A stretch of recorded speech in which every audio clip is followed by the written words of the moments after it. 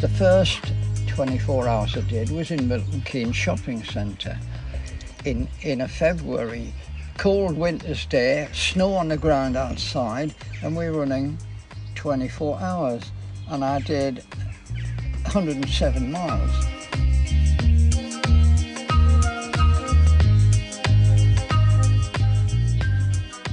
But when I got to 30 miles, he said, world record, world best. So I carry on. I say 50k, which is 31 miles, another record. Carry on running, feeling good. 40 miles, another record. 50 miles, another record.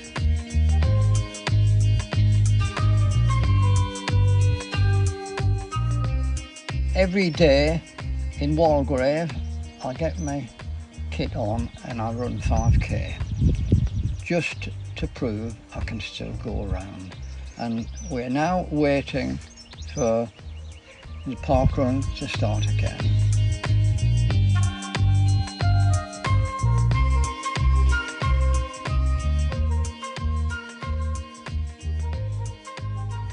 Hi and welcome back to this week's episode of Running Tales, and I have a treat for you today. This young man is 88 years old, the granddad of Northampton parkrun, and goes by the name of Bob Emmerson. So Bob, tell us, when did your running tale begin? Well, when I was about 15, I joined a club called Gosforth Harriers. That's in Newcastle, and I run quite a lot.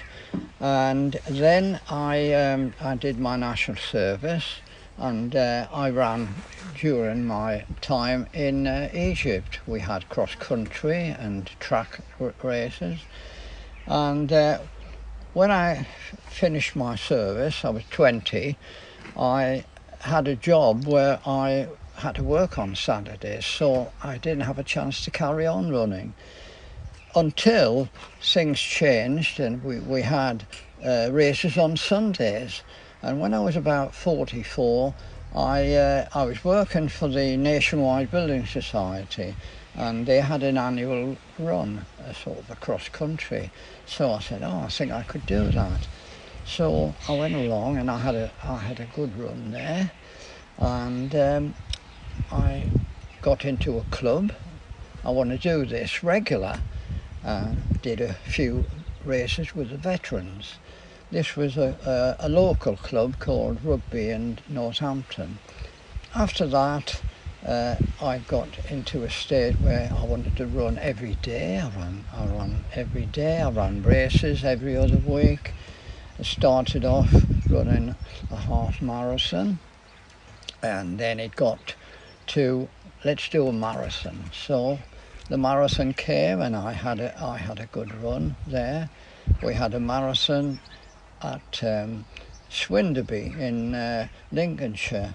They said to me, "What sort of time are you going to do?" I was about 48 by this time. I said, anything between 3 hours and 4 hours. So I did the mileage. I trained every Saturday or Sunday. I did a 20-mile run.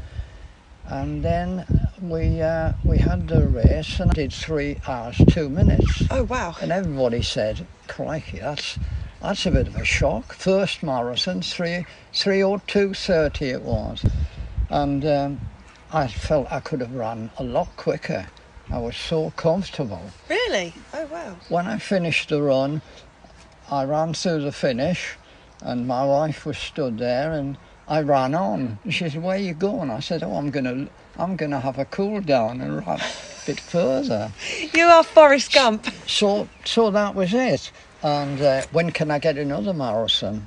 Well, we had London, the first London. So I put my entry in, £1 to run. That's all it was in them days, £1. So I'd done a couple more marathons, but London was a big event, and the first marathon that they had there was only about 6,000 in it. Mount Sharples was there, the old girl, 65-year-old, first old woman to run a marathon. So I did 2:52.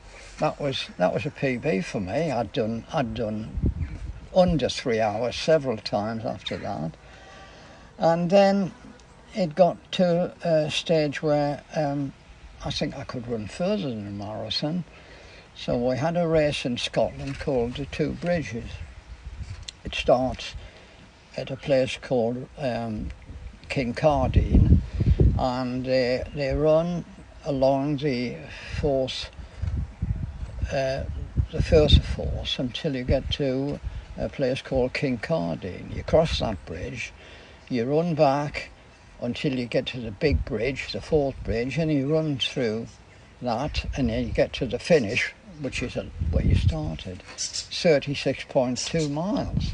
So I did the bridges, and I had a good run there, no problem. Next year, the big race for runners that want to do a distance, London to Brighton. So is that the first ever London to Brighton? No, it had been going for 50 years. So I put my entry in and I did the London to Brighton. Had a good run there. The first time I realised that I was a little bit special as far as distance is concerned was when the Road Runners Club of England said they were having a 100k race at the Crystal Palace. 100k, 62.2 miles. So they said, would you like to come? I said, yeah, I'll come along. So we went down to Crystal Palace, and I got to the start, and there was a fella there that were doing the timing, and he said, what about these world records? This was for an over 50. And I said, I don't know, what are they? And he said, well, there's several records. You might be able to break the records, which are for old men. They're not proper records. The world record for 100k on a young man is just over 6 hours, which is 10-minute miling for the whole of the race. So I said, well, we'll see how it goes. Well, when I got to 30 miles, he said, world record, world best. So I carry on.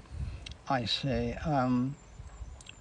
50k, which is 31 miles, another record. Carry on running, feeling good. 40 miles, another record.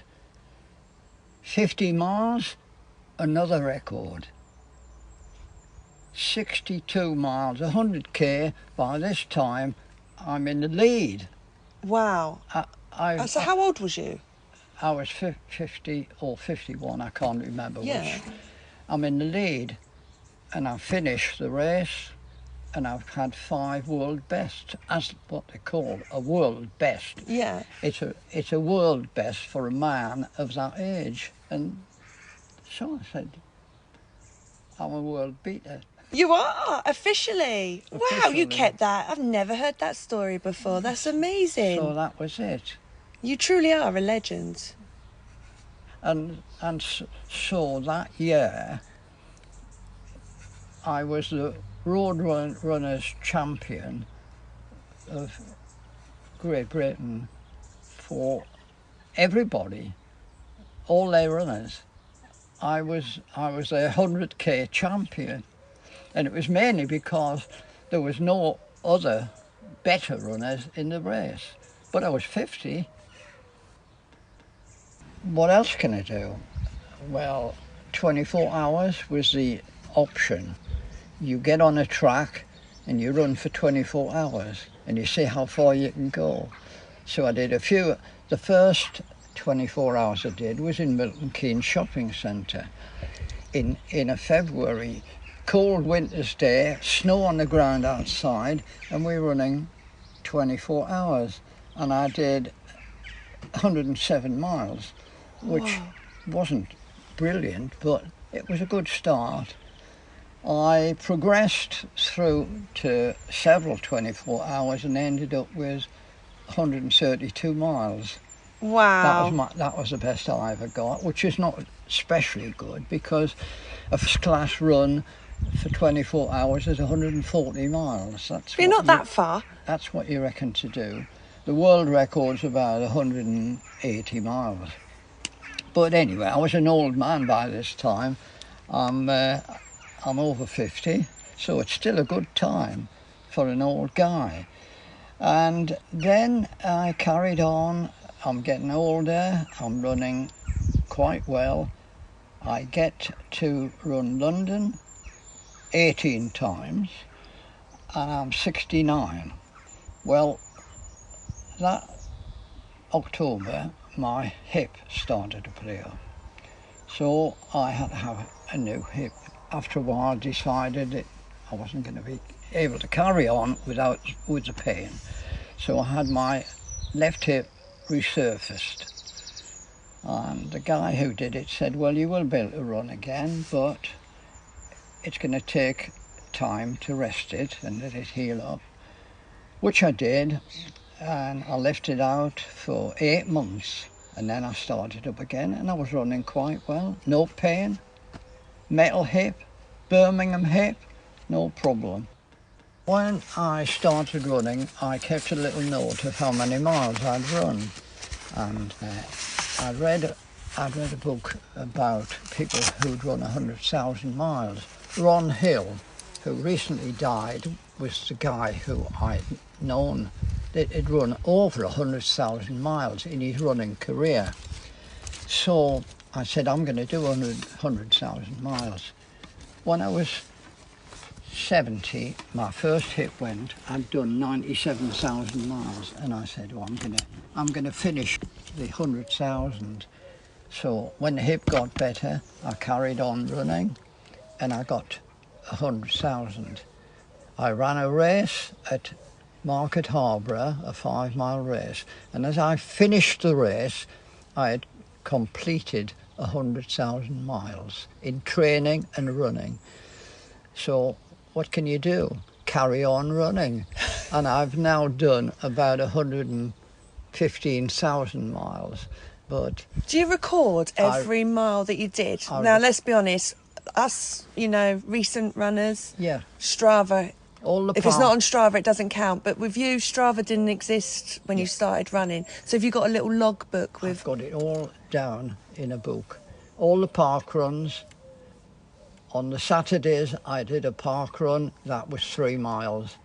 And if I go out today, which I will, it'll be another 3 miles.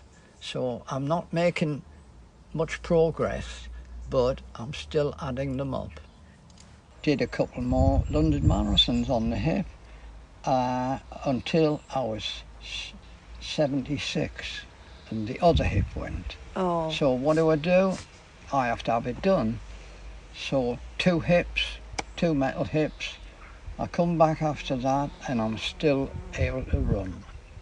I was doing less and less because I was about 79 by this time, and parkrun started. My daughter was listening to Radio Northampton and she said they're having a run in the park. It's on the race course. So I said, I think we could do that. A friend of mine who's a regular park runner, Alan Palmer, I said, will you come on? He said, yeah, we'll go down and do it. And it was number 5. It had been on for 4 weeks. So we did the park run and we liked it. So what do? We carry on.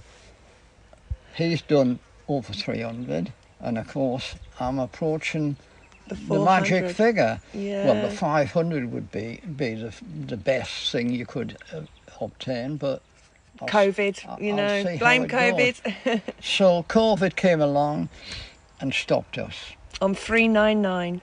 On 399, if it had been on 1 more week, I would have had me 400.